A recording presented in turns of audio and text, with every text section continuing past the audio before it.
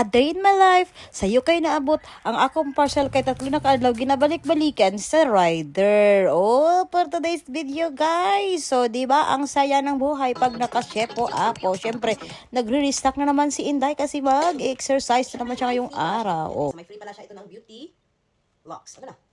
Beauty talks. Ayan. May beauty talks siya na free. At saka syempre, may dalawa tayo. May dalawa tayo syempre. May dalawa. Naka-stock naman si Inday. Naka-stock. Syempre. Di ba? Nakita nyo yan, guys. So, sobrang ganda-ganda ng effect ng Shepo Apo. Talagang napapasayaw ka wala sa oras kasi alam nyo bakit?